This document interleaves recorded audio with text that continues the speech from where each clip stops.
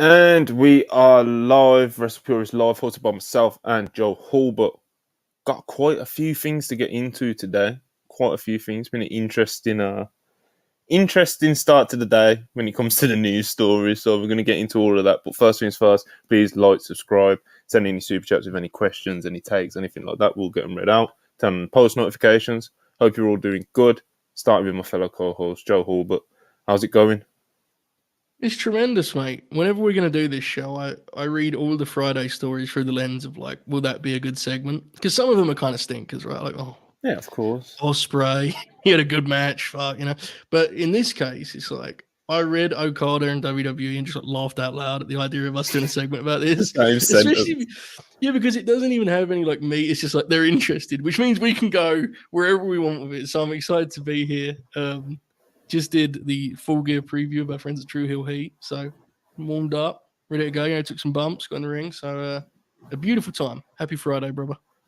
Happy Friday, indeed. But yeah, you've like you said, you got warmed up, and now we're just, these Friday shows we just kind of freestyle it. You know, obviously we've got our subject, as you can see in the title and the thumbnail, etc. But you know, we're just freestyling it. You brought up Okada. I'd rank that as number one on the funniest stories to come out today. So let's start with that one. Right, so Dave Meltzer, who I'm sure most of this audience is well aware of who that is, wrote in his Wrestling Observer newsletter today. You know, I'm going to read it out to you guys. Mm-hmm. We've heard some talk of late regarding Kazuchika Okada. Obviously, they've had interest in him for years, talking about WWE. This is from the WWE section that he writes in the newsletter. But yeah, they've had interest in him for years, but he's always been loyal to New Japan. The pitch is that he's now 36 and he's close with Nakamura, and Nakamura has worked years in WWE, and it's far easier on his body. The idea is that WWE is the one thing Okada has never done, and he's done everything he can do in New Japan. That's just the start of it. Interesting approach. One person who buzzed us about the renewed interest in Okada said that one of the reasons Nakamura is getting a renewed push, is to show Okada that this regime is not going to treat Japanese like the stereotypical children-like role, although Tozawa is still playing that role, because Vince does that. Because Vince does that with people who don't speak fluent English. But this is a new regime. Okada is a name always brought up, but there's no indication there's anything new to this other than there's been more talk of late. I mean, you know, interesting approach. Where do you start? Where do you start with that one, right? Like,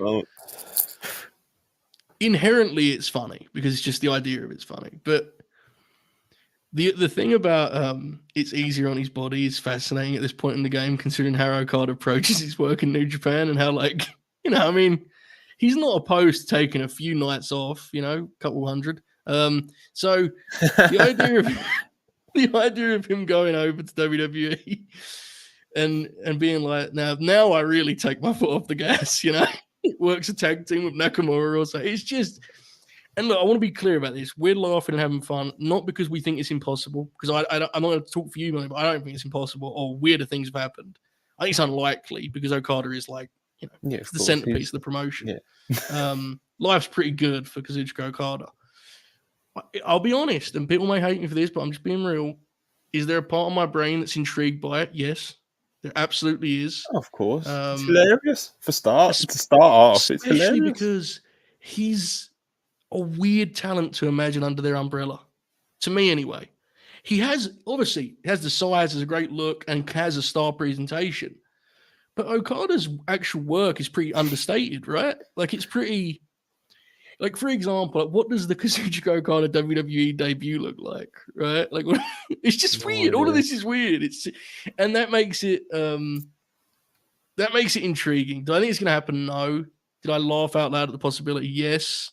And again, that part in the middle about easier on the body, that is the realest scraps imaginable. Like, fans watching Shin's run being like, why would Okada want that? And Shin being on the phone being like, bro, I haven't taken a bump in 4 weeks. I mean, this is, you know, that's scraps, brother. So, yeah, there's a lot of different things going on here.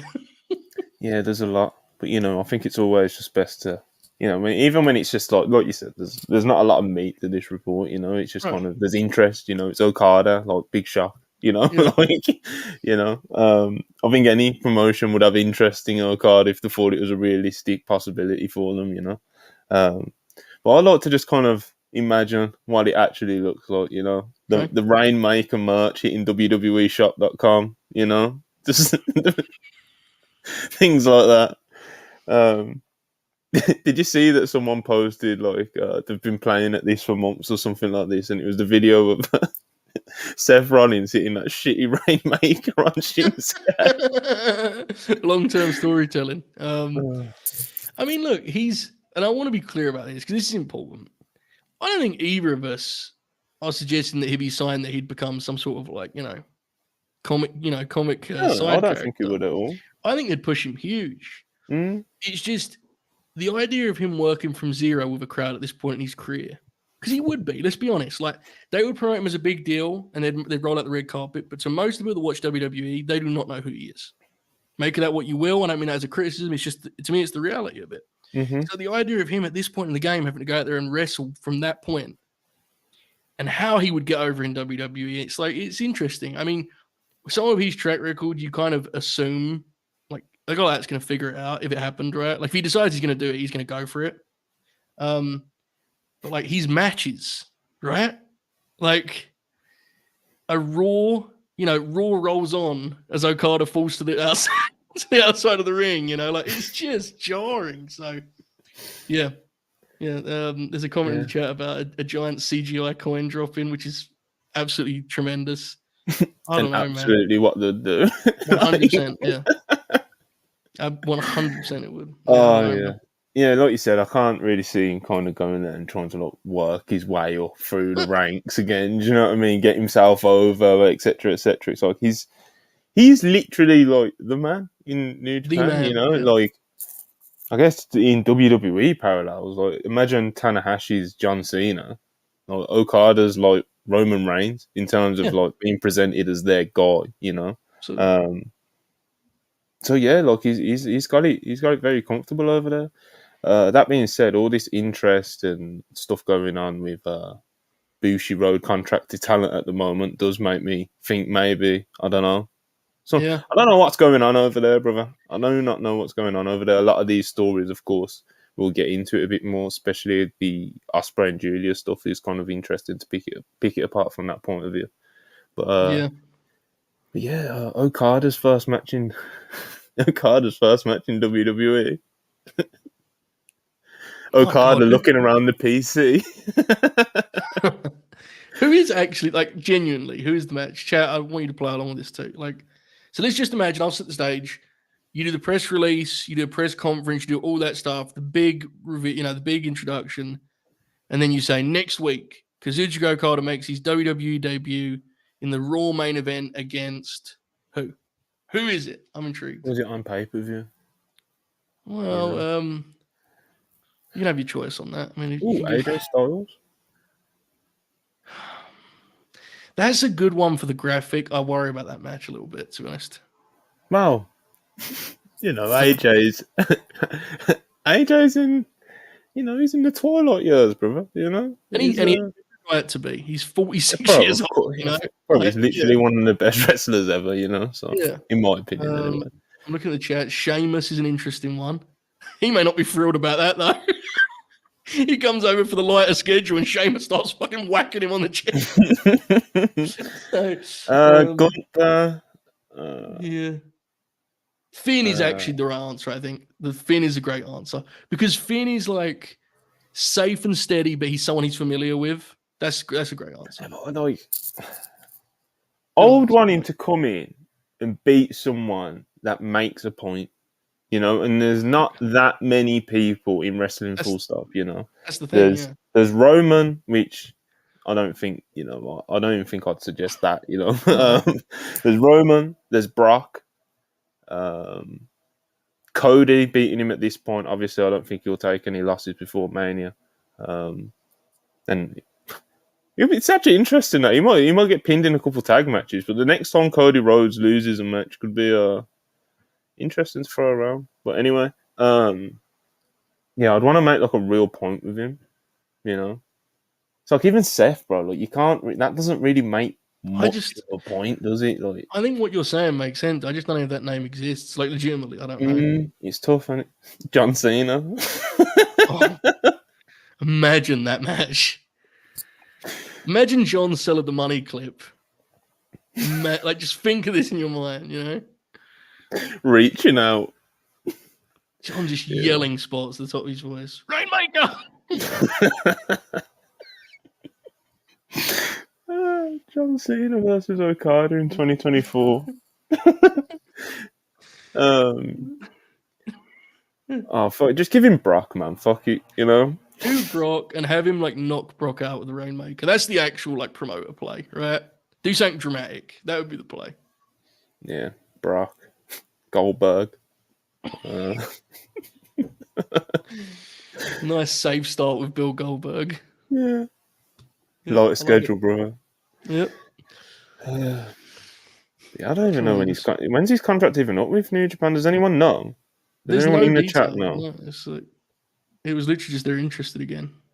Which I assume they always were. I mean, oh yeah, WWE have always had a certain air of Exactly. arrogance where it's like, yeah, if we're interested in someone, we can be interested in anyone who we want, bro. You know, like the thing with this deal is, it feels like it would cost a lot of money to get him over, and I just feel like it would be a weird investment at this point. And I don't mean that to discredit who Okada has been, but it's like, I just don't know if he would connect that well with their audience. I don't think he's a good fit for US TV, and it would cost you like big bucks, you know, like. I understand wanting a face of the Japanese side of your business, but it feels like you could go for a younger guy for a lot less money and then mold them that way, you know? So, yeah, it's a weird one. Yeah, you could get like you know, like, we heard like rumblings about like interest in Kiyomiya. He's the know, he's the guard circle, yeah. he's Younger like, guy, you know, more I know flashy. our Puro fans would hate to hear that. But if I was WWE, like that, like you just said, that's who I'd probably circle. To be very honest with you, you know, he's young. You know, he's just a young ace. Like he's just a young ace in the making. You know, it's you know, and he's got the time and he's got youth on his side to be able to actually like we was talking about Okada, go from a guy that the WWE universe doesn't know to, you know, building himself up. And obviously if he's positioned properly, you know, he could do something with that. But Okada, like I said, weird investment if they went through it, because it's going to cost you like multi-million-dollars to get him over here. Then it's like, then you have to really, really think about how you're going to really create the Rainmaker aura in the WWE universe. So you've got to like think about how to do that. And Okada, he's not like an old timer, but he's far from young as well. He's beat up too. I mean, it's, you know, exactly. You just watch him. When just watching him work, you can tell that he's feeling. I mean, look at his match catalog. I'm sure he's entitled to be pretty beat up at this point. It doesn't really add up, and you'd be paying him a level of money where he would have to be like one of your top 3 or 4 guys. And like, are they really going to manage that with him at this point in the game? Like, obviously his matches would be good enough, but it's just a weird package to try and present at that level in WWE, I think. But look, maybe in a year's time we'll be sitting here and be watching it take place. It'll be happening. So again, I wouldn't expect it. I wouldn't predict it. I wouldn't dismiss it either, because especially with, as you mentioned, I think there's some room to be a little bit concerned. I don't know if it's the right word, but I think there's room to be kind of intrigued as to what's going on with Bushiroad. And I think it may be an interesting year or so for them. So I think it has a very outside chance, but I wouldn't predict it. Yeah, I wouldn't say it's impossible, but you know, I don't think it's likely either. So yeah, you know, Okada. So moving on from Okada, we'll go to Giulia, who apparently has an offer off WWE, which of course is weird because she's, you know, contracted to Bushiroad Stardom until January, I believe, at the end of January. I'm gonna again from Dave Meltzer in the Wrestling Observer News. Now I'm just gonna read it word for word for you guys. The Giulia stuff is far more serious, as she has an offer, and obviously Stardom and Rossi are aware of it, and she's close to Rossi and did have a verbal agreement to work with him next year. The one thing is that if they sign her to a main roster deal, which start at $250K, That is more than what she can make in Japan by a wide margin. If they offer her an NXT deal, that can easily be matched financially. And then, I'll throw this in as well because this came out about an hour ago. About an hour ago from PW Insider. There was a belief within some in WWE that Giulia would be at the WWE Performance Center earlier this week to tour the facility. We are told it was not slated to be a tryout, but a visit. We are told that Simon Inoki was expected to come in and work as a translator to assist Giulia, whose first language is Japanese. Inoki has done similar work for WWE in the past. As it turns out, Giulia was not at the PC this week. One source admitted she was initially expected there this past Wednesday, but was not there. Company sources are insistent in their interest in her for the future. I think that's one that is a lot more lot to say the least. Yeah. That one makes... Now, again, this total contrast, right? This one makes all the sense in the world. It's like she's the exact talent you would circle if you were trying to look for someone who's going to cross over to US TV. She's younger. And most importantly of all, she is not currently making nearly the money that Okada is making for New Japan. I mean, Dave's report tells you all you need to know on that front. Even if it was a deal in between those two kind of barometers, the ceiling for her in WWE is like enormous. So you kind of have to, if they really want her, I think it's one that you kind of have to, I think it's likely to happen, honestly. I just think it makes so much sense. So that'll be interesting. Like that's a big deal, and that's one that you would promote enormously and do a whole press, kind of push with. So the big part of the story that stands out, and we talked a little bit about this before we went on the air, was like the kind of elements that she's still under a deal and there's an offer, and it's kind of weird, right? It's kind of weird, especially with the other story that's floating around. It's a weird one, money. It's weird. So yeah, look, Giulia's, I believe, reportedly contracted with Bushiroad Stardom until February, early next year. Like she's still under contract, and there was reports like a week or two ago. WWE heavily interested in Giulia. She's expected to go to the PC. Obviously, she didn't go to the PC, reportedly, according to PW Insider this week. But it seems like they're obviously talking to her.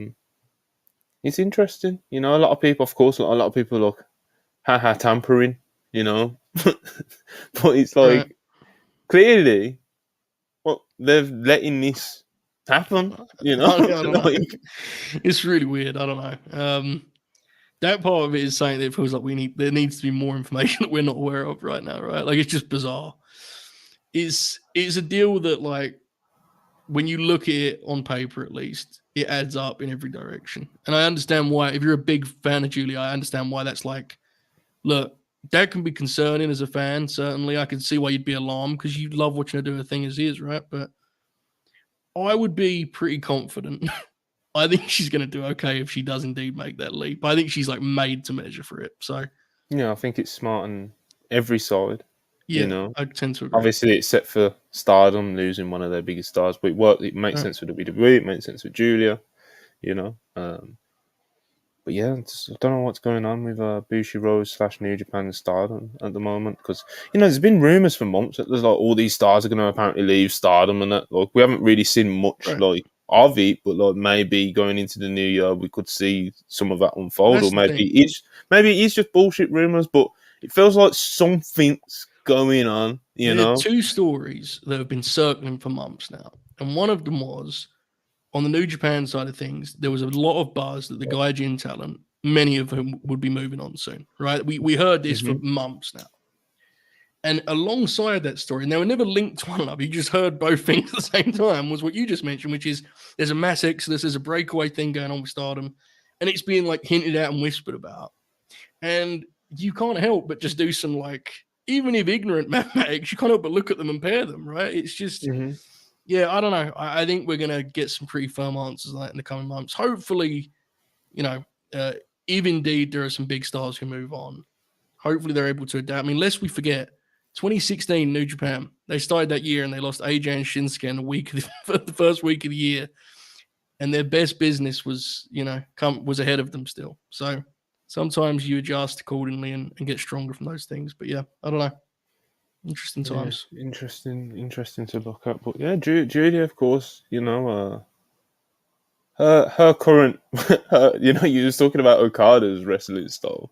Obviously, he's a lot more set in his ways because he's older and he's gone to the top doing what he does, and he's also like settled into a main event style, for New Japan. Which obviously, like, how would that work? But anyway, Julia as well. Like currently, like her style is not. I don't think the PC coaches and the people in WWE are going to look at that and be like, "Yeah, she's good to go Monday Night Raw as soon as she comes in."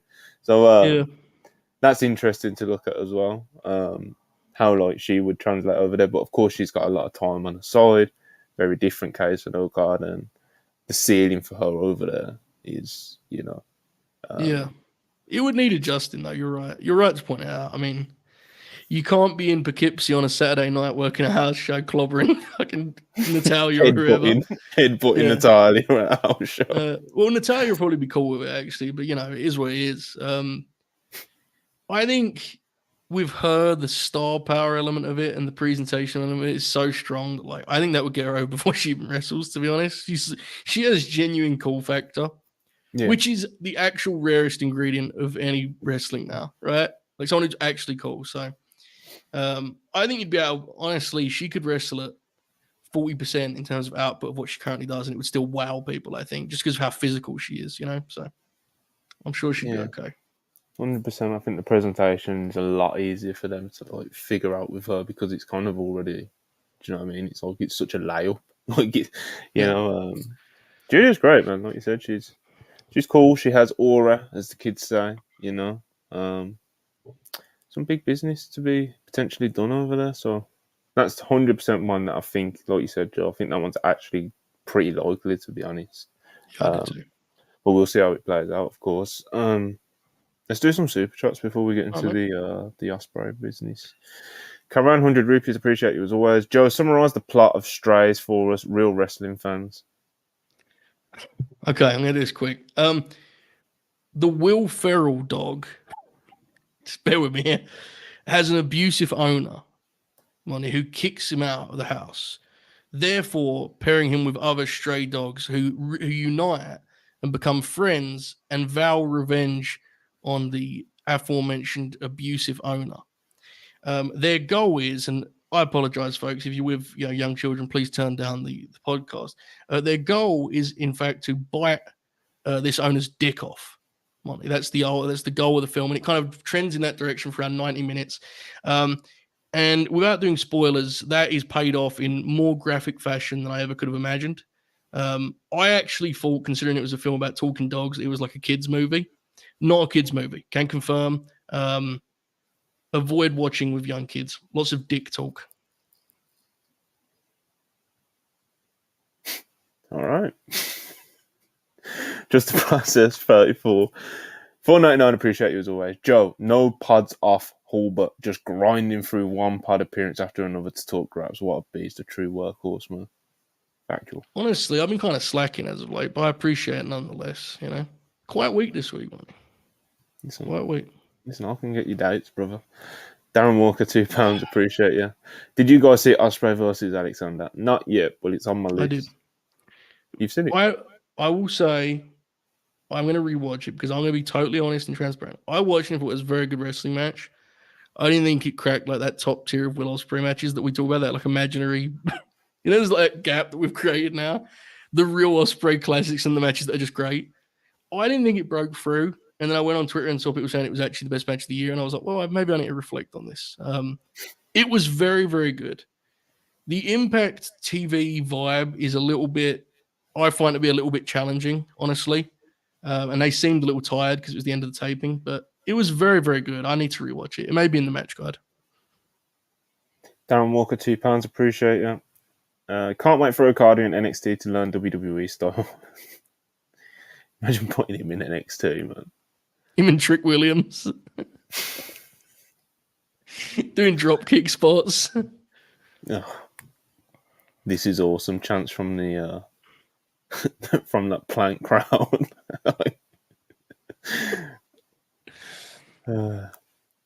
TNA's my soul soldier, 4.99, appreciate it. Does Okada really bring in the casual fan WWE Gareth? I mean, no. So, you know, like I said, it would be a very interesting investment on WWE's behalf if they pulled it off. Trust the process, 34.99. Appreciate you again. Thought about this earlier. I think TK is announcing Will Ospreay early to move All In tickets next month, but Will doesn't wrestle till his New Japan deal runs out. I'm going to be honest, and I mean this with all love and respect to Will Ospreay, but I've been in the buildings. He's many things. He does not move tickets in the UK. He just doesn't. I don't mean that as a knock. The UK scene got the shit kicked out of it, but I've been to many wrestling shows featuring Will Ospreay in the UK that have not been packed. You know, so I don't think so personally. I could be wrong though. It's a fair theory. I just don't believe it. He'll draw you like a steady house if you like an indie UK indie promotion, but like For sure. booking Ospreay for Rev Pro doesn't mean they're going to sell 2,000 tickets. Do you know what I mean? Like, it's not like he's more of like a safe bet rather than an actual draw. Do you know what I mean? There's a flaw, yeah, but he's not like. And part of it, to be clear, like part of it is just because he's a sicko and he tries to make all these towns and actually like wrestles regularly here. So the audience doesn't see like they don't see it as a big deal to watch Will Ospreay wrestle, which is kind of crazy to actually like to think about. Really taking him for granted, brother. Yeah, like honestly, the Raw Quest crowd was wild. They because I was at the one in 2019 and it was packed. It was like 6,000. There's not half as many there for the Zack and Ospreay match. And that's as big a match as they can do in the UK. That's a huge match for the UK. But it is what it is, man. And that makes what they did at Wembley all the more impressive, honestly. All right? Like, you actually think back on what that was. That was wild, brother. You had 80,000 people in there. Yep. Insane. We was there, brother. We were. Feels like years ago. Yeah, it was hell of an experience, though. Will Cheese and $4, appreciate you as always. What is Triple H and William Regal trying to cook? First Julia and now Mr. Rainmaker. It's getting scary. He said Vince is out and finna go crazy. Man, you kind of said it there, really. Like, I know you was kind of joking with it, and not. I wouldn't put it in those words necessarily, but like Vince is clearly like more and more out the picture as time goes by, and Triple H as Ibu. You know what? Where's that Ibu tweet? Because this is something that he's been told this a couple times over the past few weeks, so it's worth actually bringing up. Like, it's not a report or anything, but it is something that he's been told. So, right. He said, I've reiterated a couple times now on WrestlePurists shows that one of the big things coming out of the office, obviously the WWE office, that was strongly relayed to me is a motivation to change the perception that Japanese and Mexican wrestlers cannot succeed in WWE. It's a thing that actively bothers Triple H, and the SmackDown that followed me receiving this information went out their way to present Corey-san and Dragon Lee as big-time acts. In the following week, it's now out that Giulia got an offer and they want Okada again. Well, he finishes off with, my gut feeling is Giulia says yes and Okada says no and remains in New Japan. But obviously Triple H as if you look at his booking of like Io and Kyrie in NXT, like he probably when he sees people like kicking the shit out of WWE, want him like Puro, wrestlers from Japan, like he's probably thinking like, yo.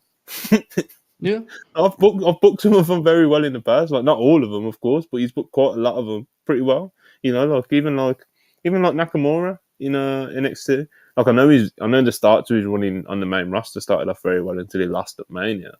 But he's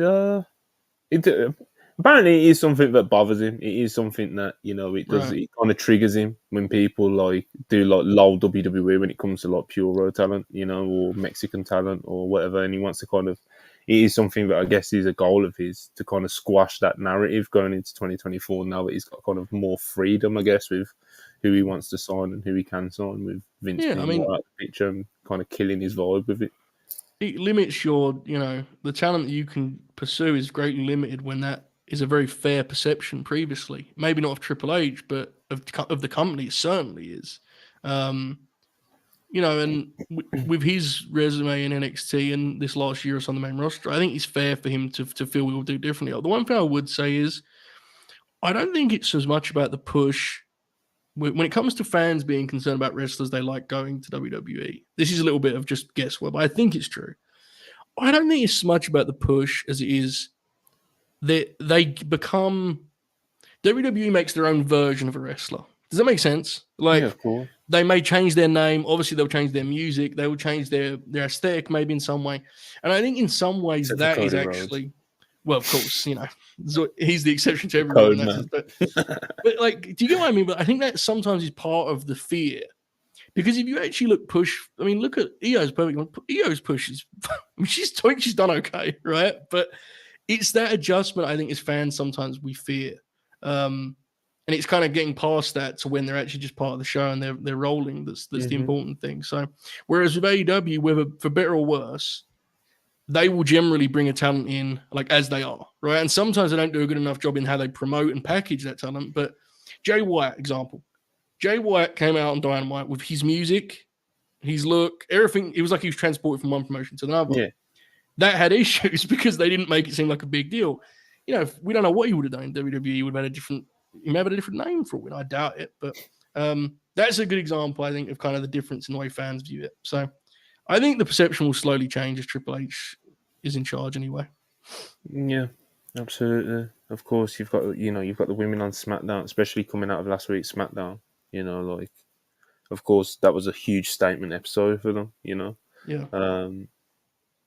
And then Dragon Lee, we mentioned Dragon Lee in that tweet, and Dragon Lee's, just to throw it out there, Dragon Lee's someone that they've circled, but they really want to do stuff with going into like next summer. They want it to be clear that he's gone from point A to point B. I don't know if that means he's going to win a mid-card title. I don't know if that means he's going to be featured really heavily in top programs or anything like that.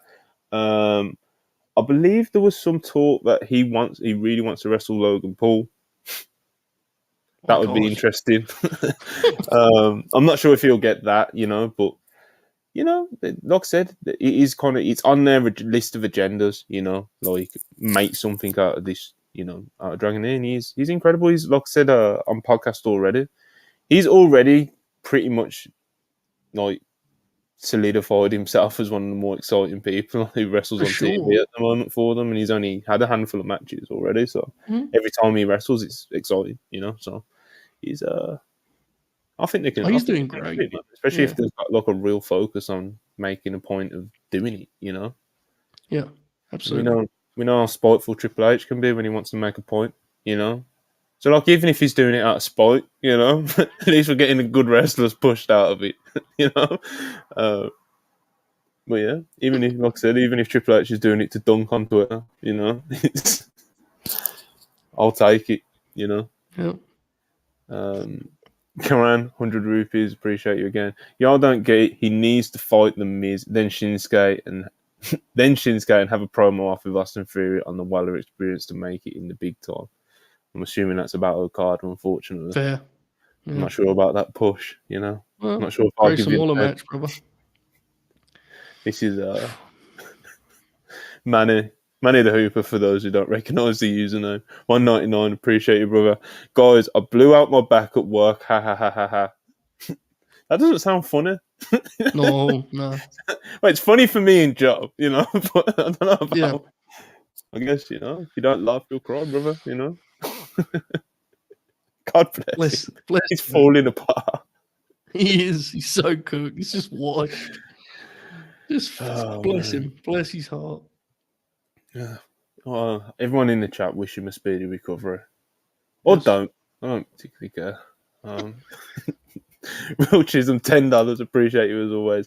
If this Stardom exit happens, it's crazy that optics-wise, Kyrie would be the first to go. Because I think before Triple H took over, I think EO was going to go back to Stardom. Crazy what a year, mate.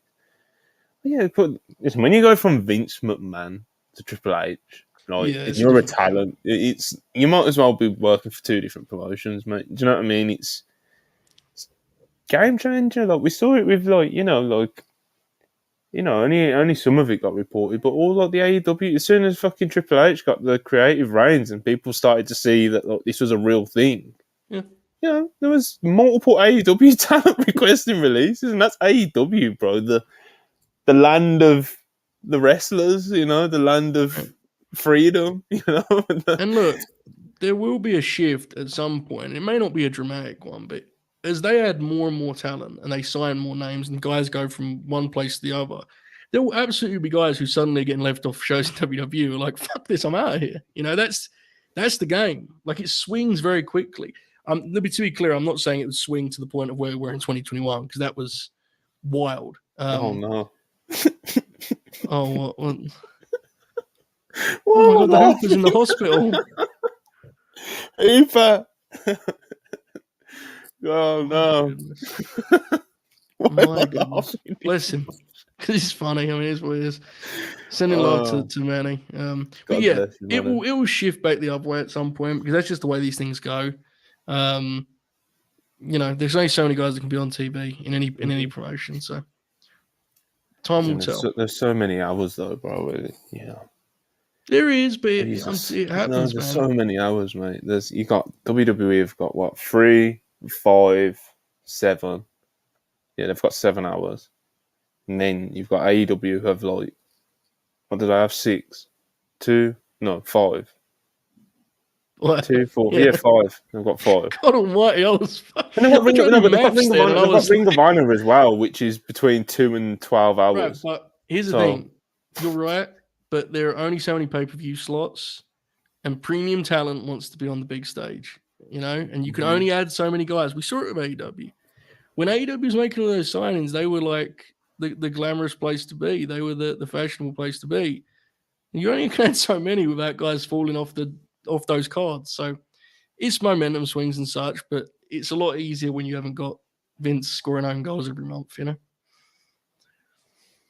especially when Triple H, like I said, Triple H just got this chip on his shoulder at the moment. Like, right.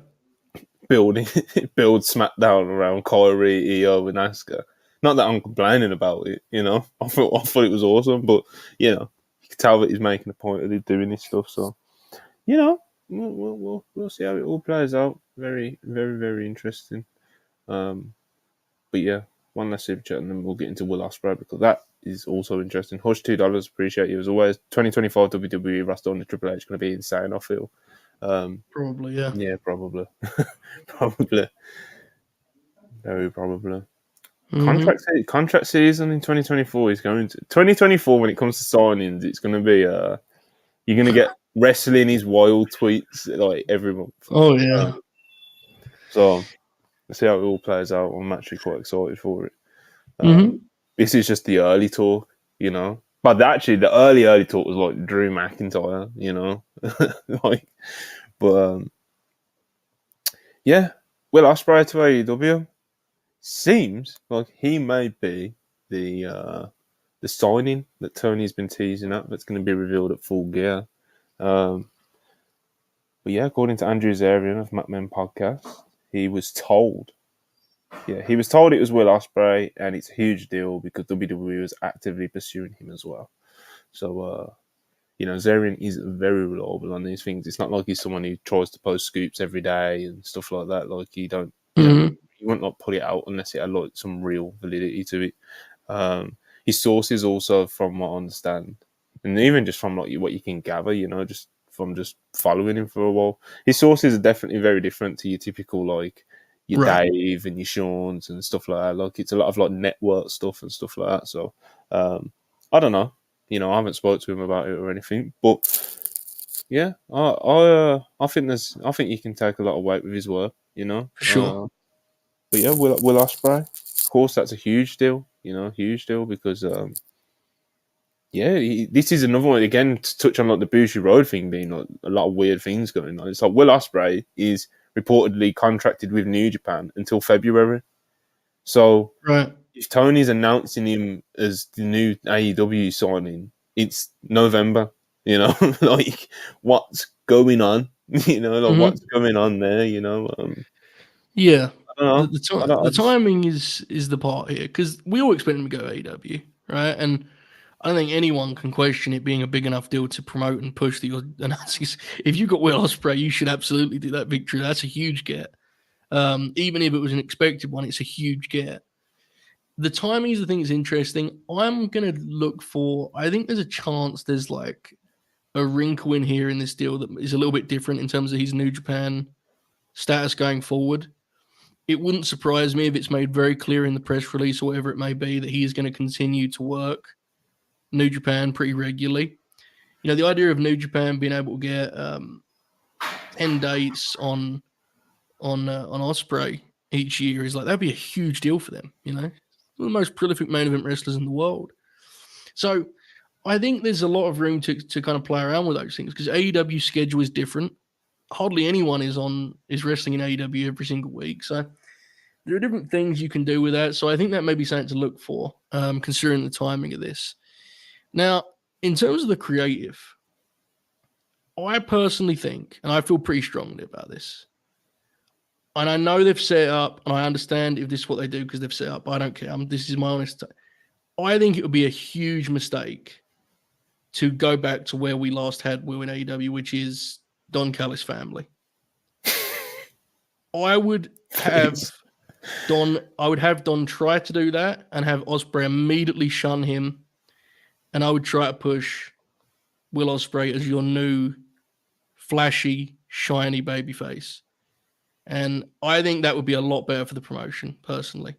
And then I think you do what we're looking at, 9-month build to him winning the big one at Wembley. And you actually map that out. What are we going to do with Will Ospreay for the next 9 months? I don't know. I totally get that's what they've set up and they've already been doing it with the Don Callis family. I just think that act is not interesting enough for a talent of his caliber. Not for him. Just make not even for Takeshita, bro. Like, fuck, for sure, man. for really sure. Yeah, botched like this Don Callis thing. All thing. I just think Ospreay as a babyface, work rate top guy who has great matches whenever you see him would be so refreshing in that promotion right now. You know, like. He baby faces you as a promotion again if you bring him in and he's like, I'm not doing the Don Callis now. I'm going to enter the Continental Classic and win it. And he has immediate classics on TV, you know? By comparison, the idea of putting him on with an act that is already cold, I just think it undercuts what is a great acquisition. Now, again, I'm getting ahead of myself, I apologize. But I don't know, man. I think there's saying, like, with Wembley ahead of you, you got to run up here, you know? Like, you can really shoot for that. The idea of him and Max having like a blockbuster babyface match at Wembley is huge, or if Max is a heel, even better. But either way, regardless of what they do, it's a huge acquisition. He's going to have great matches no matter what his presentation is. That's what he does. So, yeah, it's a big deal. It's not surprising, but it's a big deal. Absolutely, it's a big deal. There's also been another report on Mr. Will Ospreay from PW Insider, so I'll just read that out. Okay, so Will Ospreay's official New Japan Pro Wrestling contract expires sometime in February 2024. PWInsider.com can confirm, my bad on the alarm, PWInsider.com can confirm that sources have indicated that Ospreay has already received the blessing of New Japan to explore discussions with other companies. This is why Barry Bloom was hired to handle Ospreay's conversations a few months back. There are multiple companies, at least 3 we've heard of, who are interested in Ospreay and who have reached out to him with offers. 3. Well, I think I can pretty much figure out those. Take a wild guess. I mean, it's pretty clearly Ospreay that's being announced tomorrow, and that's awesome. And I apologize for my creative rant detour, but it's a huge deal. I think he's going to be in the Continental Classic, which is going to be nuts because you know he's going to go absolutely berserk in those matches 100%. Like he always does.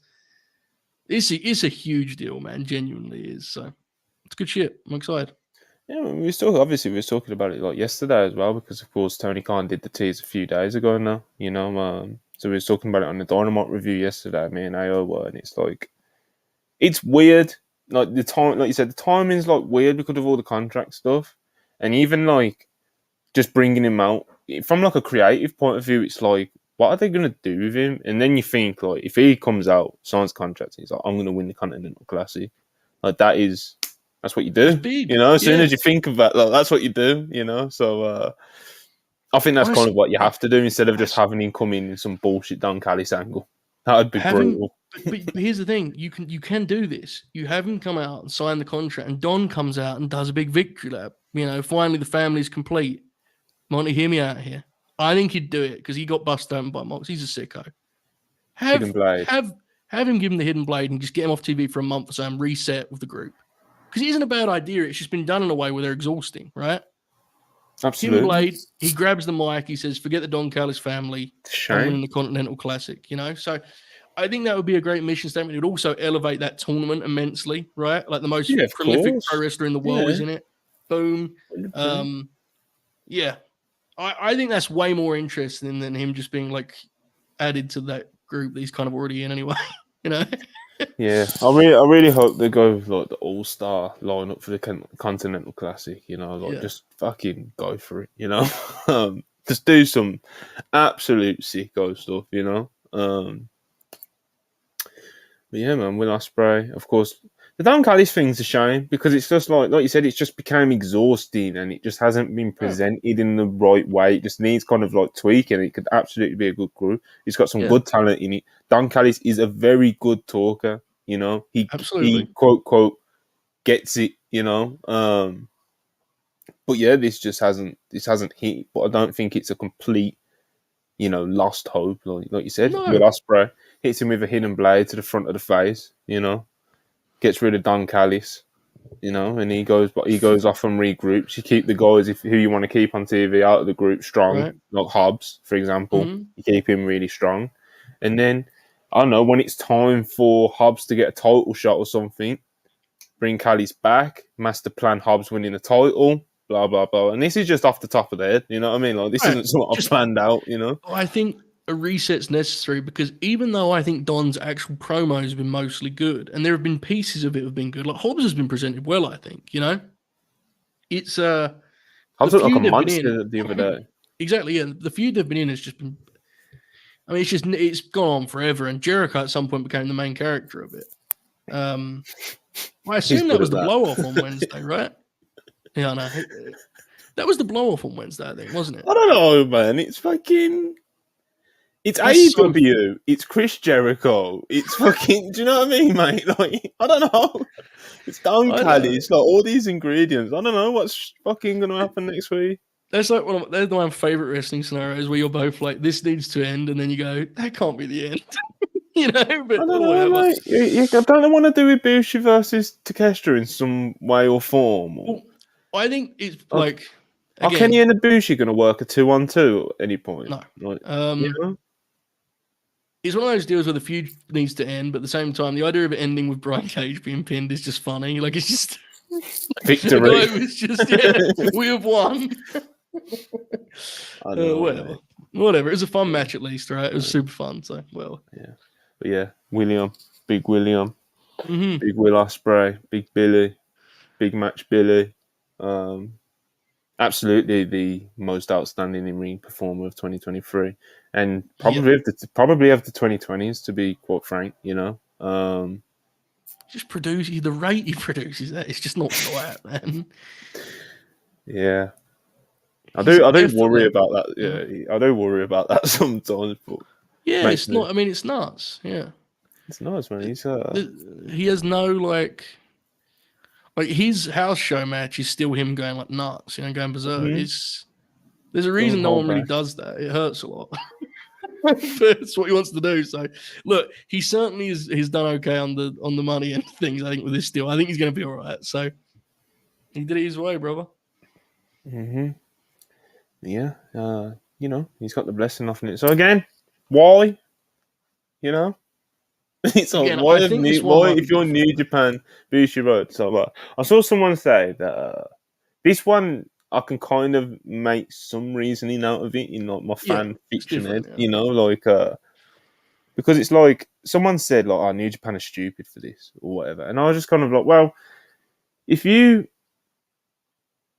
can kind of nudge him towards AEW, because this was before it was like he got blessing to. Before it got out that he was given blessings to talk to multiple companies. But like I was coming from the thinking of like, if you can kind of nudge him towards AEW and have like a pre-agreement set up and stuff like that with him, and you know as New Japan Bushi that he's going to AEW, and that means you know that you can still use him for a few dates a year.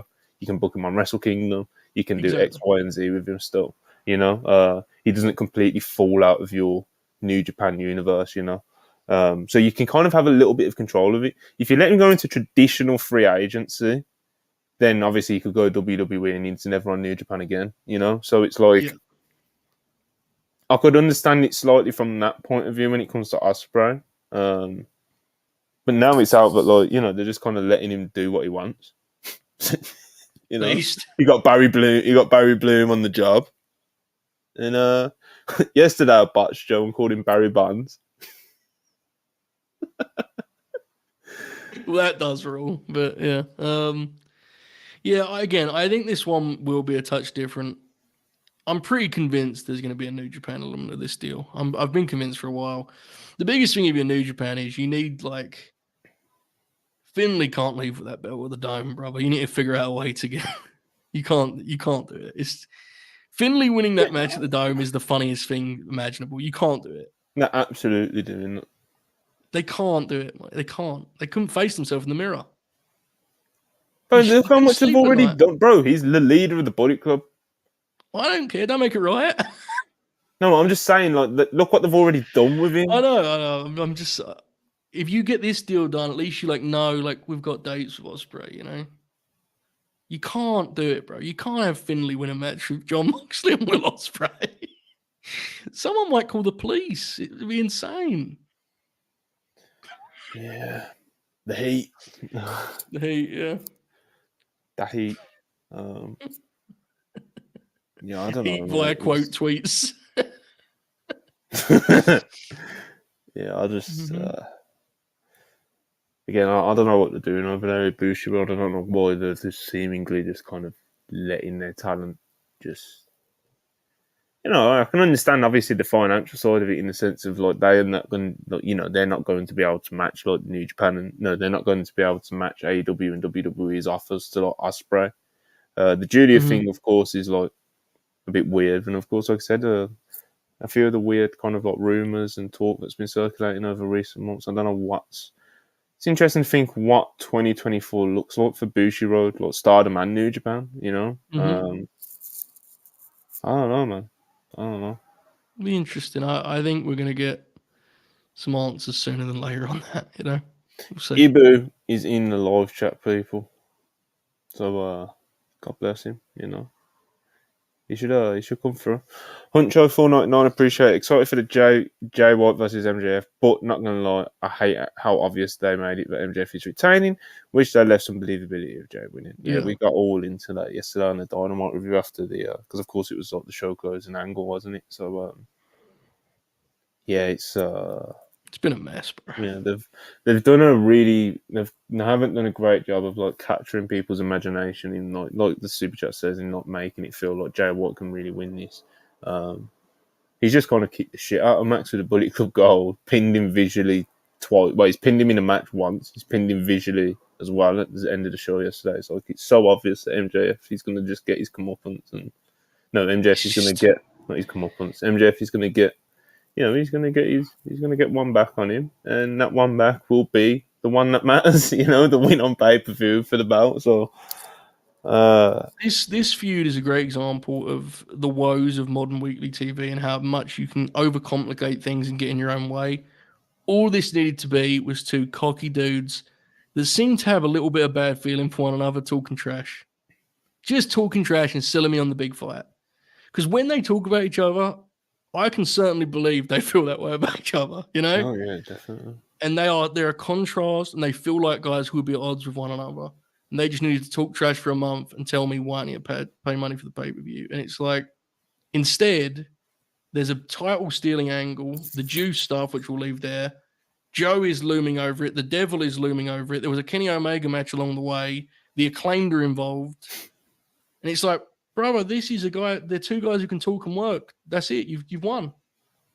You know, like, yeah, it's a real shame. And again, to be clear, I like some of the individual pieces. I think the Joe stuff's good TV.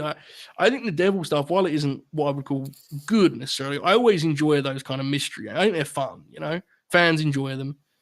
But there's a time and a place, and these two guys don't need those smoke and mirrors for their feud. They could just be doing a feud about who's the guy, who's the man. You know, but it's a shame. yeah. It's unfortunate. Yeah, it's not particularly ideal, is it? You know, No. because they are two great talents. You know, Ivan Sanchez, $5, appreciate it. If AEW sign Monet, should that be the last ex-WWE talent they signed? WWE building stars and signing international talents was the original AEW blueprint.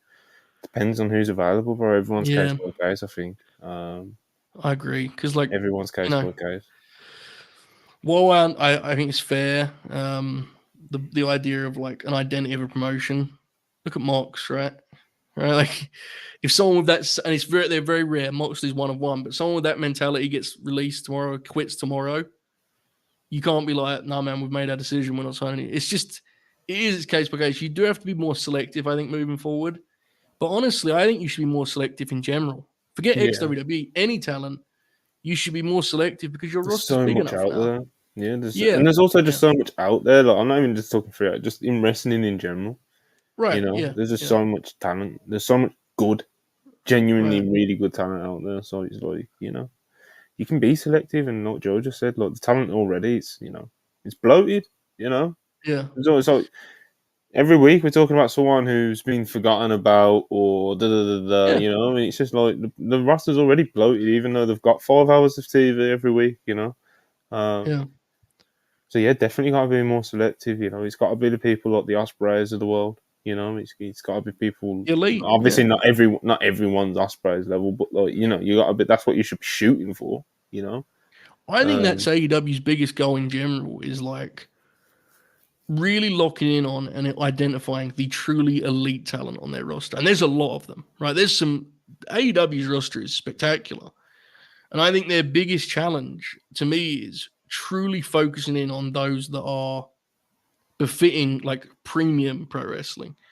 And I think they've actually they did a really good job, I thought, with that in the I want to say the Wrestle Dream build. I remember us talking about it. So like, yeah, that's a big thing in general, let alone just signing guys. So yeah, it's definitely something to be wary of. You don't want to sign every guy that would be releases, but case by case, some guys have stuff to offer, so it's worth looking into, you know.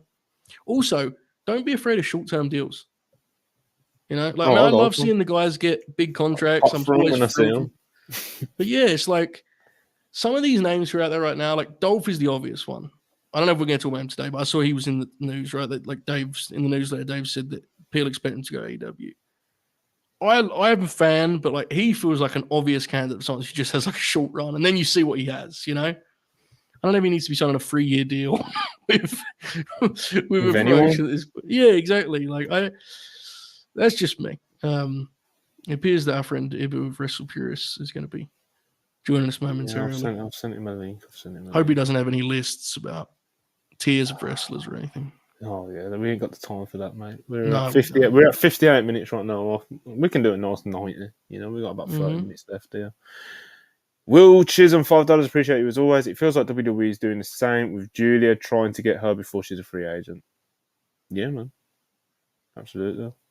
Seems like I said, I don't know what's going on over there. Letting the talent just kind of like do these pre-agreements or whatever the fuck. TNA's most loyal soldier, 199. Appreciate it. Random question: any updates on Ronda joining AEW? It's a good one for Ibu of WrestlePurists, if you ask me. I will say, as we wait for his arrival, yeah, he's here. He's here. That match ruled. Ibu, this is how we're introducing. Go on, mate. Go for it. Go on, Ibu. What happened? Any updates on Ronda joining AEW? It's probably gonna happen. Have you just woke up? Yes. I know this tone. What time do you call this, kid? It's 3:15. Did any of you guys see the Ronda match last night? I saw the second half of it. It ruled. It was good, like actually good. An actual good professional. I'll take your word for it. It was. I trust Joe Hall, but you know, it was good. I thought it was fascinating. Wow, you actually didn't. That's interesting. Because I tell you didn't like it. I'm intrigued. I thought it was fascinating. Yeah. I said God bless a couple times. You know. I watched Billy Starks is just a gamer. You know, just no fear, just a total gamer. Yeah, no, respect to her for sure. I watched I caught up on all the praised Impact matches that have been praised of late recently last night, And I hated all of them except Jonathan Gresham versus Alex Shelley. I thought that was fucking awesome. People should watch Okay, that. list them. What matches are you talking about here? I watched Will Ospreay versus what's that fucker's name? Josh Alexander. Yeah, I watched that one. You hated it? I kind of, yeah. Yeah. That was fucking lame. It was Will was wrestling half speed and plugged Josh into his match format, except it was a high speed Ospreay match format, and Josh Alexander kind of filled in with the Germans and periodic ankle locks, and it was pretty okay. Yeah, it was just an alright wrestling match. Watched some lucha tag thingy that was on an Impact show. That was very okay. Too. Yeah. The Ospreay match, you know what it felt like? It felt like what people picture his Raw matches would look like if he signed with WWE. That Shelley match was pretty sweet, right? The Gresham one. Good match. Fucking Very awesome. good. It was fucking awesome. Yeah. Yeah, four big snowflakes from back of payment for that one. Oh shit. Yeah. It made me miss Good Jonathan shit. Gresham. Yeah. What's up? He rules, man. Gresh is still tremendous. Yeah, he's awesome. Yeah, it's a shame it's a shame his profile has decreased and he's not talked about as much because he's still an awesome wrestler. So Yeah. Shout out to him for that match. And then I watched something else that I just don't even remember. So I don't know. Fair. Coming in with slander, you know. Yeah. Half. But yeah, Ronda Rousey probably. She'll probably fucking. Jesus Christ. Ali, but get it together, brother. Half $2, appreciate it. What's up with AEW X Doja? Just a one-off cool thing. It's not like she'd done an appearance or anything. They just used a song for a promo video. You know, it wasn't. Yeah, it was kind of random though, the way it just like emerged. Yeah, definitely. I don't know. I don't know. I've not. I guess we can ask about it. Maybe Doja Cat's making a guest appearance on the TV. You know. Who knows? Just a process 34, $4.99. Appreciate it as always. Are we to blame Tony for the poor MJF versus J build or Max? Doesn't Max map out his own stuff right now? Max, of course, is very involved creatively with a lot of stuff. To be honest, well, you know, Tony Khan still has to okay everything, and I think that's something that we get like Joe's made this point a lot. I think we get lost in that a lot. MJF has, when MJF suggests something or wants to do something, it's not set in stone. Like Tony still has to okay everything because it's his show, you know. And if Tony Khan decides that MJF is good enough to kind of basically map out his own stuff, and that is still Tony's choice to allow him to do that, you know. Yeah. So at the end of the day, Tony's the booker, so it's always to blame Tony to at least some extent, you know. Yeah, I do want to toss in an ad though. Like there are occasions where Tony wants a very specific thing on one of his shows, and he'll tell Max like, "Do whatever you do to kind of get me to that matchup." So Max will have to then. Like I said, it's his choice to trust Max to do that based on what he's seen of Max over the past few years. You know, like there was wasn't there an acclaim tag at some point in this storyline? I feel like there was. Yeah.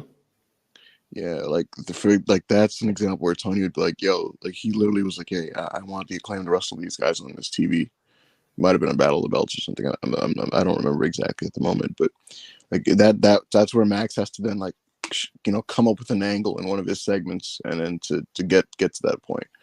But yeah, at the end of the day, it's like Tony Khan's involved. He supervises. He signs off on everything. It's his television. At the end of the day, he's final say on everything that gets onto the show. But yeah, obviously Max has a heavy hand in what he's doing on the TV. It's a huge problem with like online AEW conversation because like every single thing on the show has to be allocated to one of the wrestlers. He's at it again. This guy's doing it. It's like, look, man, like it's Tony's show. At the end of the day, you know, like he can always say no to Jericho, Max, Dax, whoever else. It's his show. Yep. And at the end of the year, when people vote Best Booker, they don't write in Maxwell Jacob Friedman. They write Tony Khan or they don't, you know. So he's the booker. Listen, in the later stages of the Bloodline thing, Sami Zayn was coming up with a lot of the ideas of the stuff he was doing on TV. A lot. Like I was shocked to realize the extent of it, but like he was.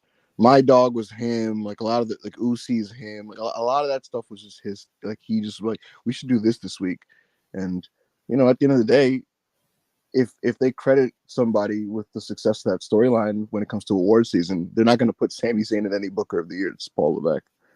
So like that's the thing. People are going to pitch things. People are going to have their ideas, but it's like whoever is managing the shows is the final say on all these things. Mm-hmm. Huncho 499, appreciate your thoughts on Dave saying Tony is running Wembley annually moving forward. Imagine if Mania was at MSG every year. Oh man, it's I think I'm not even. I think it's like impossible to predict how many tickets they're going to sell for next year's. Never mind trying to do it every single year. Yeah, I don't know, man. I don't know about that. Wembley's Wembley really Stadium. Big, If it was Wembley, I was going to say if it was Wembley Arena, you could be like, okay. You'd be like, all right, they can do 15, 20K or whatever the fuck, or something like that. But what happened to Craven Cottage? Monty, as a frame of reference, the other year-over-year stadium reference for AEW is Arthur Ashe at a much smaller scale, but Arthur Ashe has never been able to replicate what it did the first year. because it's hard. There's a novelty, right? Like yes. I've even seen it personally. Like I don't know if I'm going this year. When I asked my dad if he wanted to go, he was like, "I've done it once." And he still watches the show. That's just the way. Like a lot of us are like that. It's like I've done it. It was awesome. Doesn't necessarily mean I'm going to go every year, and that isn't in some cases that there are elements that for me personally that I'm not as into the show. But even if I was, like, it's just kind of the reality of it, man. Like, shit's expensive, and it's fucking 80,000 wrestling fans around you. Oscar for autograph in my case, The first year for Arthur Ashe, I was so like gung ho about it, and then the next 2 years, that was a game time decision because it's just like thinking about the idea of like, I already did it, and I gotta get home after. It's like it's all part. It's just it is what it is, but it's bold. I'll say that. We'll see how they do this year or next year. Very bold. I think it's impossible to predict because if someone said to me, I think they're going to get 40K, then if someone else said, I think they're going to get 55, 60K, then I don't know what to. Right. I don't know, mate. I have no idea what they're going to do for this 2024 one. Because the novelty was a huge factor. It was like for me, it was like this is a once in a lifetime like experience. Like the debut in the UK in England, the debut in a stadium. Like Arthur Ashe isn't a real stadium, you know what I mean? First debut in like a real stadium for AEW, etc., etc. All these things, like it's been years. Like there was definitely like UK fans were starving for like an AEW event of any kind, bro. So that's of course different now, and some people will have the Papa Hulbert mentality of I've done it, I've done it. Yeah. Like obviously for us, like being part of, I guess, quote unquote wrestling media, it's like I'll probably go if I get media credentials, which I assuming not. Hopefully, I assume that I will. I'll get media credentials and I'll sit in the press, in the press or whatever the fuck media section, whatever the fuck it's called. Real professionals at WrestlePurists, we know we've got it all figured out, but I ain't paying what I paid for the tickets on the floor again, I ain't doing that again, brother. That's what it is, man. Yeah, it's tough. It's tough. Yeah, man, it wasn't a cheap night out. It wasn't a cheap day out, brother. So big travel for you too. Big travel, so it's a few hours. It's like always try to put because it's like a lot of our audience are in the US, so it's like it's not the same as going like the whole from length of our country is exactly. Yeah, it's like a 2-hour drive. Yeah. Here in England, when someone's coming from Birmingham, London, it's like, my God, you're getting a plane. That's the thing. We don't realize the scope of that. The same way that you guys don't realize, like, it takes me very little time to get to Manhattan. Like to get to Manhattan is nothing. And so people think, oh, so like Queens, Arthur Ashe, like whatever. Like, no, that takes like half a fucking day. So, New York is very big. Look, though, we've given our takes on it. Hopefully, they sell that thing out every year. Obviously, I want every wrestling event sold out. But Being realistic, it's a I'm big gonna ass. give my way too early prediction. My way too early prediction is it'll be in the 50s. I think they cross 50. They could be happy with that, honest. Yeah, of course. Yeah, absolutely. This year, the initially when they first booked this thing, internally within like their own company, 40K was considered a success, and that's what they were hoping for. That makes sense. Yeah. Yeah. You get half of that building, especially if you put it on one side of the building. Like, you just shoot that side. Shit will still look incredible. Of course. Yeah, do a big stage. Yeah. Yes. Yeah. Speaking of big stages, quick note. WrestleMania week, Raw and SmackDown. They're going no stage, either. They're going no stage. They're going to pack it out. So, obviously, I'm not going to be there. I'm not going to be in Pittsburgh next year. But I like the visual. I love their stageless visual because one, you don't get that distracting, shitty, fucking giant, colorful LED on one side. It just infuriates me. And two, the no stage it looks like an 80s pro wrestling show when like things were hot and like there's no big stage and it's just a bunch of people packed in. They ran that setup for Puerto Rico this year in Backlash. Yep. And then they ran it again for Money in the Bank in London. So yeah, I love that visual. So seeing TV tapings there are gonna be pretty cool, pretty fun. So yeah. Absolutely. Hush, $5, appreciate you. Do you think Tony found out Keith Lee wants back in WWE? Do you think Tony found out Keith Lee wants back in WWE, so he pulled the Swerve Keith Lee feud? Swerve was loyal, so he got a push while Keith is in limbo. Oh no, man. I don't know. It's the Keith Lee Swerve storyline. So Ibu and AO asked him Swerve about it yesterday, and it was just like, that was creative. That was a creative, and I trust it, and the fans should trust it, and Keith Lee should trust it, and So he did say this, yeah. He did say it exactly like that. It's still coming up, I think. Be patient, Monty. Quick Foley 499, appreciate you as always. Do you think MJF needs a better finisher? Recently, he's been trying to make the Heat Seeker his finish, but feel like he needs more of a notable finisher. Interesting question. I'm not a huge fan of the Heat Seeker, but I also don't hate it. Yeah, the setup can be a little tough sometimes. Yes, absolutely. It stood out in the Omega match where the finish was like he hit like a combo of moves and he had to pick Kenny up, throw him through the ropes, and it kind of just ever so slightly took the edge off what they were doing. Ever so slightly. So that's an interesting. I think there's something to it. He has the submission, right? He has the salt of the earth, is it right? The armbar? Yeah, the Fujiwara armbar. Yeah. I'm not sure. Maybe she did the rock bottom. Maybe.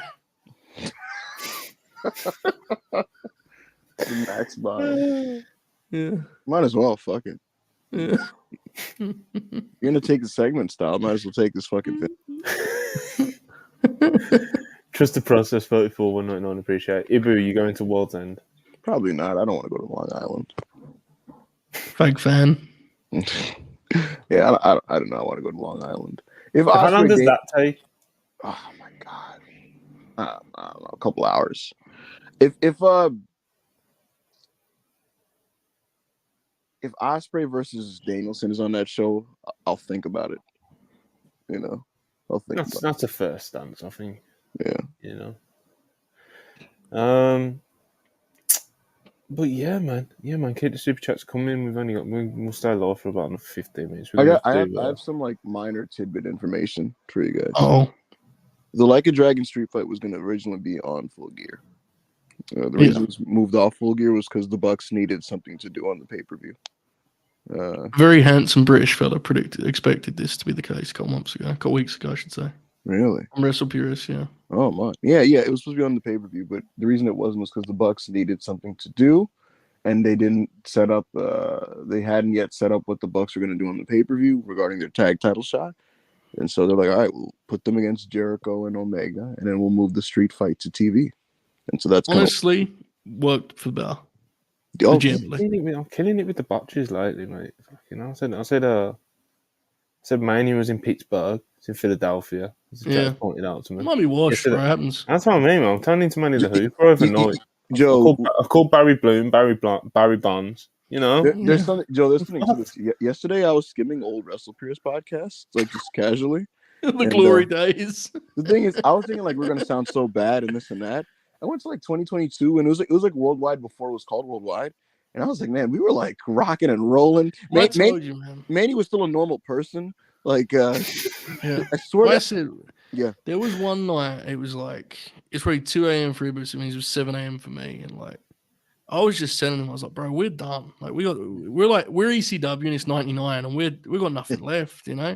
We're just hanging on. It's just crazy. burning through wrestling matches so we have something to say about them, you know? We're more consistency and persistency, people. I feel like we're like the British Bulldogs tag team in like 89 Fed because look, check this out. We're more popular and more paid than we've ever been, you know?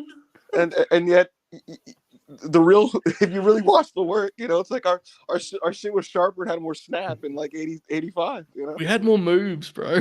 Yeah, we did. Listen, I used to go up top. I'm listening to the old video, like Monty's sharp and I'm sharp and Joe's sharp. And Manny's a normal person with takes. And I'm like, yo, holy shit. Oh my God. You know, Manny had CM Punk then, to be fair, you know. He's a different man. That was the biggest thing that hit Monty's like, this dude, man, he had like takes and he was saying things unironically. He's just, yeah, I think that's maybe something they should explore. And, you know, you could maybe think of that. And I'm like, holy shit. I mean, I do miss Manny, you know. Yeah. I do miss Manny the Hooper, you know, with he's just so bitter and mean now, you know. He's very spiteful. Any mention of Hangman in the books, he's quote tweeting it, calling it unfortunate. He is very spiteful. He is finished, bro. He's pretty funny though. I don't know, man. Yeah, just you know what? Trust the process because you are a regular super chat. I'm going to address this right now. You know. You said earlier when my timer went off that my steak was in the oven and needs to be turned over. Brother, I do not cook steaks in the oven. Please. You know, we're an hour and 17 minutes into this podcast as well. Who the fuck puts a steak in the oven for an hour and 15 minutes? Is the alarm not established WrestlePurists law? Do people not know it's just an hourly? They must know, right? No, but here's the thing, Joe. On the Wednesday show, it's I do myself pork ribs every night, you know. And what I do is I bang them in. I put them in before the show starts. So sometimes because you know I'm talking to either of WrestlePurists, you know. So sometimes you go a bit over time, you know. And the alarm goes off, and I have to go put my sauce on. I gotta go do my things. You know what I mean? I remember when we did the ratings. Remember the Tuesday Night War? We did I was on that show. I remember that being. You had that shot where you were like Gordon Ramsay. Remember you had the shot where you were kind of hovering over the camera. Yeah, in my kitchen. It ruled. It absolutely ruled. But yeah, man. That's But yeah, my timer goes off anyway. Like I have regular timers on my phone just to make sure I don't. You know, I don't lose my day. You know what I mean? Like, I keep on top of your time. It's precious, people. You know. Right, Darren Walker, £2. Appreciate it. What Ibu and Joe views on 8-man tag on Dynamite? You want to go? Should I go? You want to start it, Joe, or do you want me to start with? I'll start because I think you're going to get spiteful. I was very fun, very good usage of Paul White. I thought the most he could possibly do, and it also helped Hobbs. I did think he'd do something for Hobbs because that's generally his nature, right? Didn't need to be that long. I think is a fair assessment. I'm trying the deal where Kyle Fletcher did a tombstone off the apron and like destroyed his knees, and Kota Ibushi just got back up was very funny. The part where Kota Ibushi was just walking around ringside was even funnier. Bless Kenny Omega, who is just insane for caring that much about the art form. Chris Jericho is an artist. I'm not really going to elaborate on that. He's just an artist. And watching him, he looked like an extra from The Hangover. You know when they finally make it to the wedding, and they're all like sunburned and cooked. The suit didn't quite like fit him perfectly and shit, you know. It just he had to make the wedding though, you know. And there he was, and he was brawling with Takeshita. It was very funny. I enjoyed myself. It was good time. Yeah, I thought it was a fun match. Generally, I thought that there were things in the match that I could do without, and things in the match that I liked. I thought the Paul White bump was awesome, and Will Hobbs looked great there.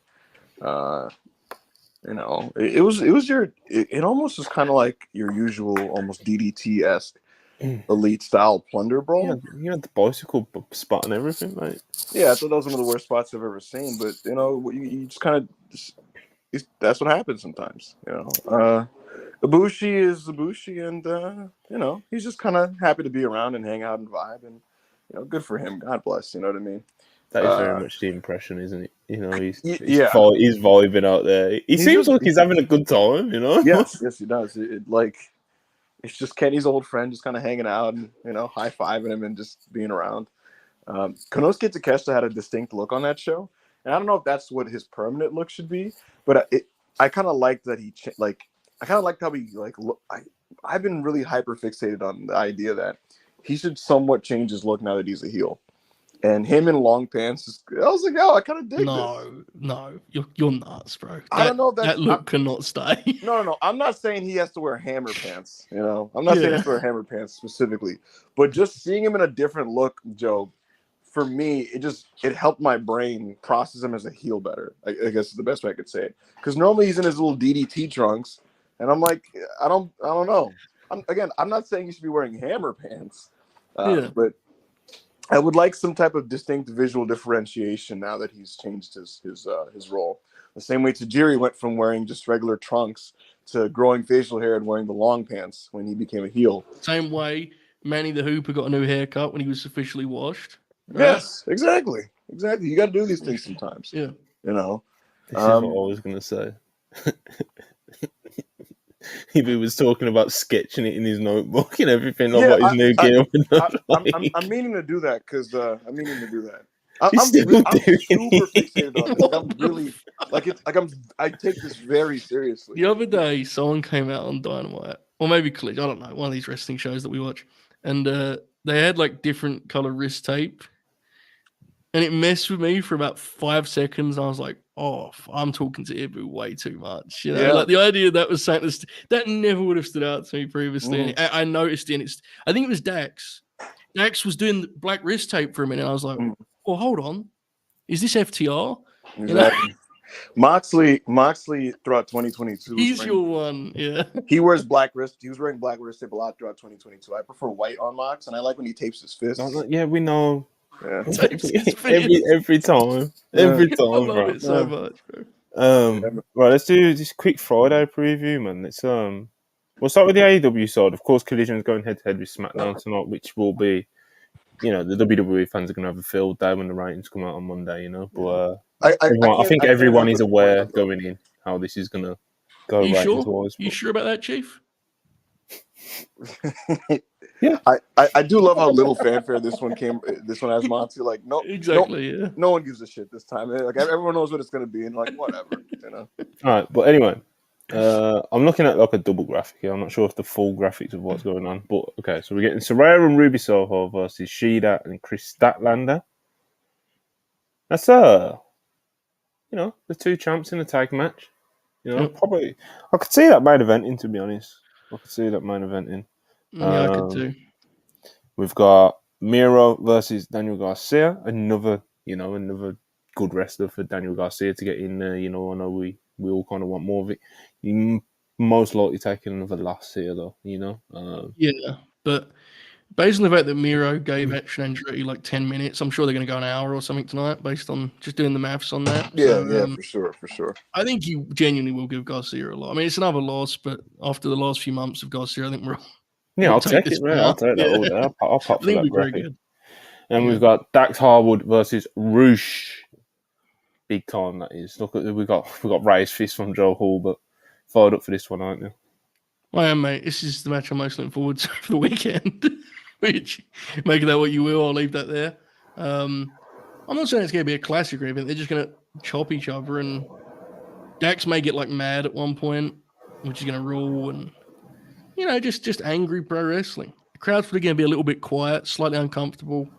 I'm going to be having a great time. Great way to spend a Friday night, mate. Fired up. Ibu, what you're most looking forward to out of those 3 matches? Because I think I can guess. It's a close one between the two spotlighted men's matches you named, but I'm gonna say ever so slightly Garcia Miro. I think that's my big one. He's gonna get a lot, and I just love watching Miro wrestle. Actually, I think he's a great. I just love his approach in this current gimmick. Big fan of what he has going on. Hopefully, we get slightly less like ringside cuckery and that kind of thing. Like, hopefully, we just kind of just wrestle here. So we'll see. I think Collision will be a fine, fun, solid. Solid. Yeah, it'll be the Joe. It's gonna be the Joe Holder special. 2 of these matches are gonna be quite good. Challenging for that 4, but not quite there. Yeah. The crowd's gonna be middling.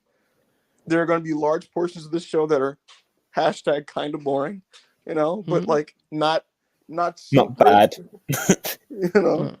And the match is key, quite good. Not so good I have to call a friend. Yeah, good enough for me to enjoy in the privacy of my own home. It's the types of matches that like slightly under deliver on the ceiling of the graphic, but are still quite good. And that it's that in between phase between 3.5 and 3.75. And you're like, it will have a nice time. Yeah. All right, we're getting 3 hours. We're getting 3 hours of AEW, people. We're getting a Rampage. The only thing on this graphic, though, is timeless Tony Storm versus Ami Sakura. I'm sure that'll be a good time as long as, obviously Tony's the timeless stuff. She might like over gimmick it a bit in terms of like if you want to put it on your match card or something next week, Joe. But yeah, I'm very curious what approach he takes, especially going into the pay-per-view match, because Tony's a very good wrestler. But last time I remember watching her wrestle was the Kira Hogan match, and they went like full Coomer, and they just like took turns slapping each other on the ass and stuff. Like they weren't even wrestling, So I'm curious what she does with Emmy here and how much shtick she does. And I'm also curious what she does with Cheetah. Like we're at a point now, Joe. Would it shock you if that match is in black and white? No, which is hilarious to think about because it absolutely should not be black and white. Right. I don't think it will. I don't think it will be. It wouldn't shock me because we got Tony Schiavone sit down with MJF, and he's also having Renee is having a sit down with Jay White. So we're getting 2 sit down interviews from the world title match, which we assume is going to main event Full Gear this weekend. So I like a sit down interview. But that doesn't mean that all of them are good, And I think we've seen bad ones in AEW, But it's like Jim Ross, Nick Wayne, and his mom. That was really funny, though. Oh, it was incredible. That was incredible. I'll let those ones slide, That was really funny. But yeah,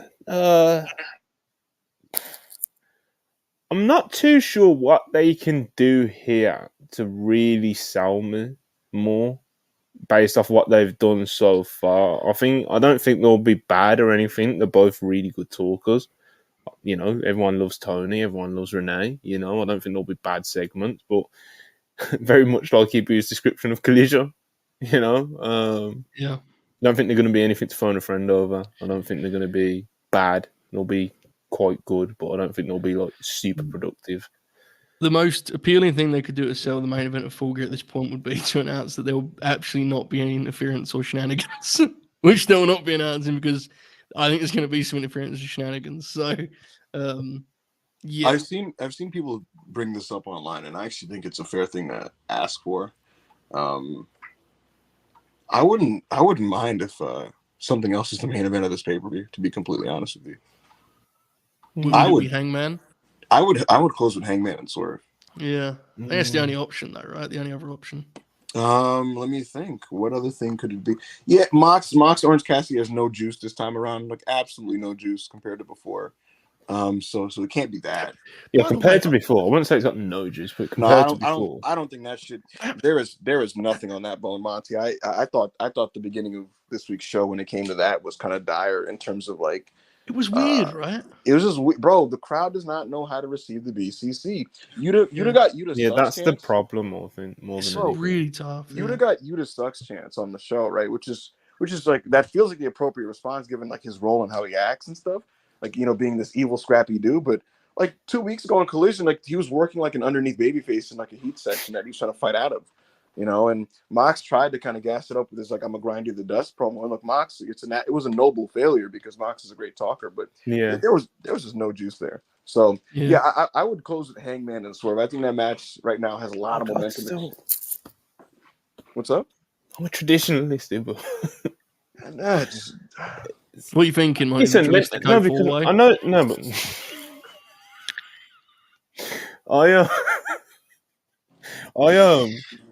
the world title. Like, I know we've criticised it, yeah, and this is what we do. We review things and we pick things apart, and because we break things down, we do criticise things as we did with the closing angle yesterday on the review show.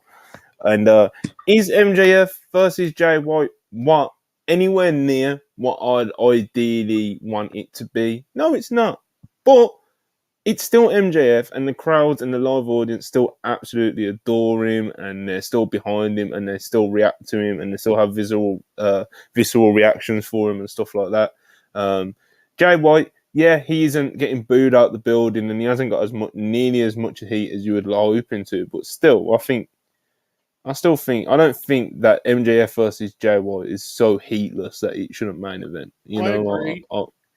The only reason I go semi-main with it. The only reason I wouldn't main event with it. The only semi-main.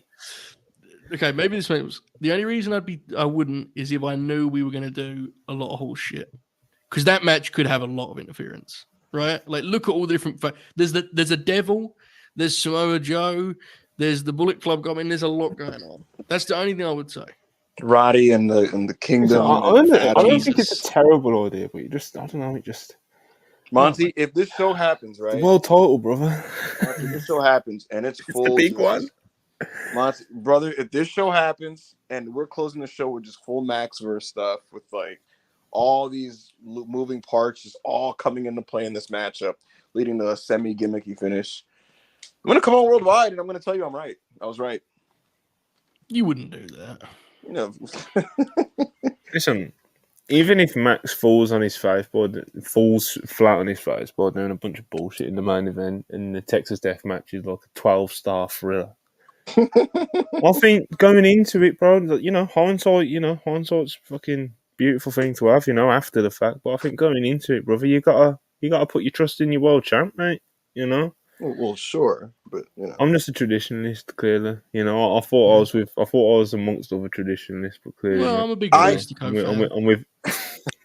I am in with a couple marks, No, I'm an 80% traditionalist, but I'm also a Heyman era kid. So I do. I'm not full Dave about like just let the best match full Dave, because because Dave will if like the Bucks are in a cool match on the show, like he'll be like, let them main event. Like he suggested this in many pay-per-views.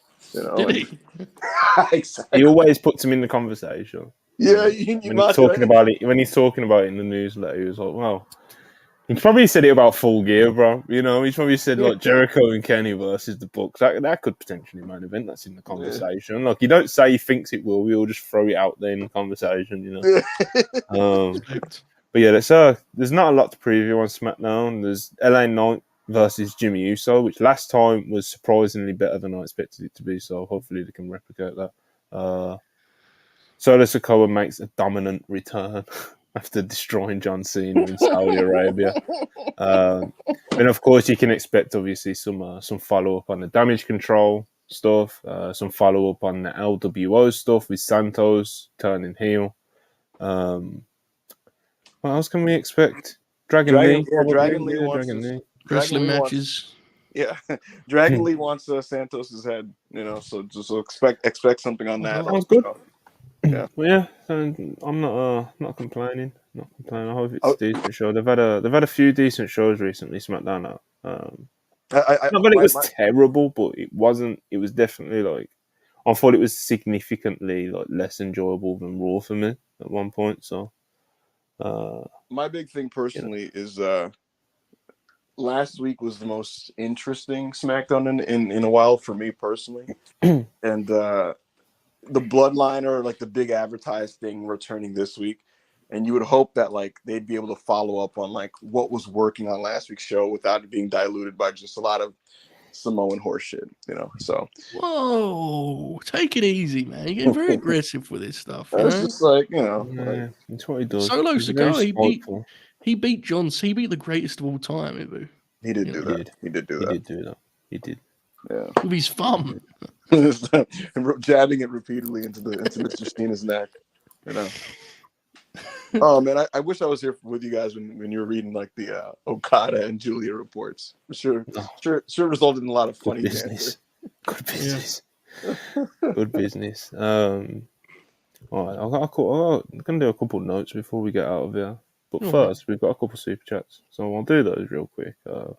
Hush $2, appreciate it. Does Cody versus Orton have all-time potential? It's a Depends where classic. Randy's at physically, but if he's like sharp and even like close to where he was before, it could actually be incredible. Well, even if Randy's washed, I just think that Cody's level of effort in that program could be like fucking hilarious. Here's bro. the thing: this is a genuine question.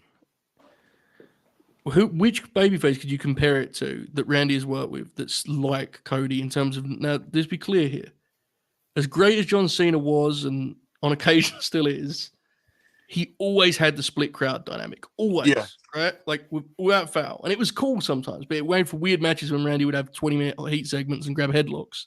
Mm-hmm. Cody doesn't have no split crowd dynamic in WWE. He's an actual hero. Yeah. Who is Randy? What babyface has Randy wrestled like that? I think this is gonna. I think it's gonna. If Randy's like just back to what he was right before he got hurt, I think he could produce some of the best singles work of his entire career. To be honest with you. Yeah.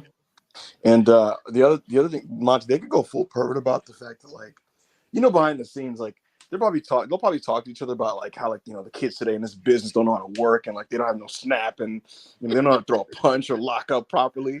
They could, the little stuff that like we would get, you know, like crazy about the details, like it would be so beautiful. Like Cody and Randy's lockup, you know, Cody and Randy like doing that side headlock takeover, fucking leg scissors escape sequence. You know what I mean? Like, right, this is getting dangerous now. Kyle said Mick Foley, which is like probably the right answer. That was 19 years ago, which is crazy. Yeah, good answer. Like I said, this is getting dangerous now. We could lay this out for a good hour, people. So worldwide might become the Randy Truther hour. I'm gonna be honest with you guys. Huncho 199, appreciate it. Ibu, do you 100% know who the devil is? Maybe I do, maybe I don't. Bob Holly. Yeah, it's a jizzle. 499. Telling that the women's world title isn't in the main event conversation. Two of the best in the world. Sheeta genuinely just feels like a total lamb to the slaughter here. It's brutal. Like we did on the preview I did with True Hill Heat, we were talking about like she's a total victim of circumstance in this sense, but like even as a fan of Sheeta, it feels like Tony just has to win. And it just feels the match is almost secondary to like Tony's arc, you know? Did you guys see, I think it was today or something, it came out. It may have been one of Tony's media calls or something, but that like Tony has his hands and fingerprints heavily on this Tony Storm thing. Oh yeah, he talked about it yesterday. Bro. Like fucking, he's all in on this, bro. He loves it, yeah. Which I mean, it's fair enough. It's a cool act. It's sometimes it isn't always for me, but it's definitely getting over with people. So it was reiterated to me directly by someone in the company that this is the most passionate Tony Khan has ever been about anything regarding the women's division in the history of this promotion. Yeah, you can tell for sure. For sure. All right. Brainbuster199, appreciate it. Hashtag full Dave. Yeah, man. Sometimes it's a way to describe it, you know. Randy499, appreciate you. Does it feel like the Edge signing has been a dud? For what I think TK paid seems very underwhelming and not going to be what Tony thought. Well, it depends what you think Tony paid, bro. It depends what you think Tony paid. Of course, the way that he brought him was kind of jarring with it being like the rated R era and him being positioned like Punk or someone, you know. Like, and I do like it that they've dialed it back a bit. It depends what they were expecting when they signed him. If they were expecting him to move ratings and stuff, that would be like a bad investment going in because that was never Edge's selling point, you know, like going in if you're a promoter looking at him, you know, that's like he's a legend and everything, but even in WWE, he didn't move tickets or ratings or anything. So so far the content, it hasn't lit my world on fire, but it hasn't been bad. I think it's too early to Right. say overall. I think his performance has been pretty good. Look, I don't know if it's been the best way to maximize the investment or the asset, but I will say as a fan, I'm thrilled that he's not the centerpiece of the promotion because that first week or so, it was like, whoa, are they going that far? I'm glad they're not, personally. It was making me uncomfortable. Yeah, I think he's been pretty good thus far, honestly. Hush, $2, appreciate it. It won't be, but if it's Jack Perry, your reactions. Yeah, I don't think it will be Jack Perry. But Very That would be pathetic. I've said for weeks now, and I reiterated it again yesterday.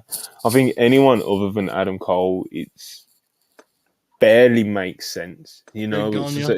especially with like how many moving pieces there is. It's like it'll probably be a thing where like a lot of it ties into each other. Like I can see, like I said yesterday as well, like I can see like the Jay White Bullet Club Gold feud like ending at Full Gear, you know. But like all these other elements, like your Roddy, your Wardlow, your Samoa, like all these different things. If the Devil's not one of those guys, and say for example it is Jack Perry, like you're adding another thing into like this MJF verse, it's like no, it's got to be one of these people already in it, in my opinion. So and like I said, pretty much from the start, I think anyone other than Adam Cole barely makes any sense, you know. So that's where I'm at. Ibu's disappeared. Wilches and $5. That usually means he's got a phone call of some sort. Wilches and $5, appreciate it. Ronda Rousey and AEW is nasty, and that's only for the fans' reaction because we know they want Mercedes Moné. Yeah. Oh no, man. What note to end on? Oh. Just a process for 199. Do we see Jack Perry on AEW TV again? Probably. Yeah. He hasn't been fired. I'd assume if he's been fired, like, he would have been fired by now, you know? So, Yeah. I can imagine firing him would have been a lot less complicated than firing CM Punk, you know? Yeah, I think he'll be back pretty soon. I just know he's the devil. Yeah, I don't think he's the devil either, absolutely. And like I said, I've been kind of stuck on Cole from the start, to be fair. So, well, let's take this on then. Right. Guys, please like, subscribe. Appreciate all the super chats. And don't forget that we're going to be doing some watch-alongs later. So on the Twitch channel, hosted by AO, Rob, or whoever's doing it, we're going to be doing a watch-along for, you know, obviously SmackDown and Collision are going head-to-head. They'll probably stay on for Rampage as well. So, yeah, make sure you tap into the Twitch channel. Tomorrow, I want to do a Full Gear preview before the show. I know Horbert's already done one, but I might have to drag him by the ear. You know? I'm not watching the show live, but I'll probably be around to actually do a preview, which is peak Horbert. But yeah.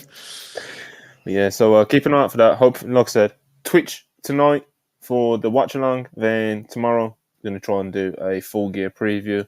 Then Sunday, Ibu's coming back now. Ibu, Sunday, you podcasting? It's tough. Maybe. I'd like to do a podcast of some kind. It's gonna be following Full Gear, so it's like weird to like do a face off the day after the pay-per-view. Don't do a face off then. Huh? Don't do a face off then.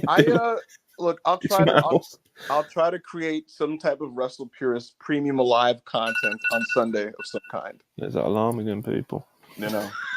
Maybe we do another worldwide Sunday special. Who knows? We'll see. I'll try to do something on Sunday. But yeah, one last plug before we get out of here. Swerve Strickland interview done by Backup Hangman, Ibu of WrestlePurists, and King AO. So go check that out. Of course, we got some. It's a good conversation, man. It's like a 15, 20-minute conversation. Something like that. I think it's 18 minutes. It comes out now. So yeah, make sure you go check that out. It's a good interview. I promise. It's not a waste of time. I promise. But yeah, man, go check that out. Like I said, like, subscribe. Appreciate all the support as always. And we will catch you later on tonight for the Twitch watch along. Peace.